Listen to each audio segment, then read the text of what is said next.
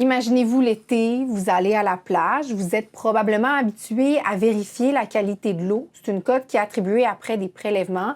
Bien, sachez que le gouvernement du Québec met fin à son programme de suivi de l'eau des plages.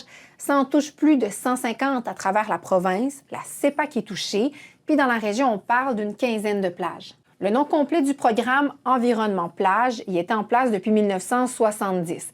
Je vous explique son fonctionnement. Chaque été, il y a des échantillons qui étaient prélevés puis analysés pour vérifier la qualité de l'eau. Et selon les résultats, il y a des fermetures temporaires des plages qui pouvaient être décrétées pour la sécurité des baigneurs. Du côté du ministère de l'Environnement, on dit que cette décision-là, ça découle du chantier d'efficacité de l'État qui prévoit la diminution du nombre de programmes. Et ça veut dire que les gestionnaires des plages touchées doivent se trouver un plan B à quelques semaines à peine du début de la saison estivale. Ils ne sont pas obligés de poursuivre les analyses d'eau des plages, nous dit le gouvernement. Par contre, ils ont l'obligation d'offrir une qualité d'eau de baignade adéquate.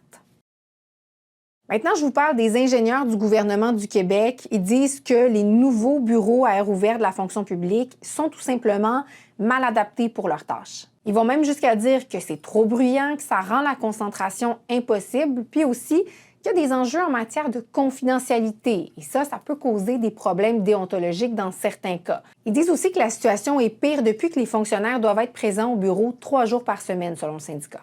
Aujourd'hui, on est de façon principale habituelle dans le bruit, dans un endroit intravaillable au niveau de la concentration et impossible de ne pas être pris comme dans une espèce de centre d'appel téléphonique. Vous vous en rappelez peut-être, il y a quelques semaines, je vous avais parlé de restaurateurs de Grande Allée qui demandaient à pouvoir installer une terrasse à l'arrière de leur établissement. C'est parce qu'ils ne pourront pas en installer comme à l'habitude à l'avant avec la fermeture du boulevard René-Lévesque pour les travaux du tramway. La Grande Allée passera de 2 à 4 voies. Et bien là, la Ville leur donne l'autorisation. Donc, ceux qui sont situés à moins de 200 mètres du tracé, ils vont pouvoir en aménager une à l'arrière ou encore sur le côté de leur établissement pour les 2 prochaines années. Par contre, il y en a qui n'ont pas cette possibilité-là puis qui s'attendent déjà à des pertes. Je vous invite à aller lire les réactions des restaurateurs dans cet article de Charlotte Marchal. C'est sur l'application RC Info. Je vous souhaite une bonne journée.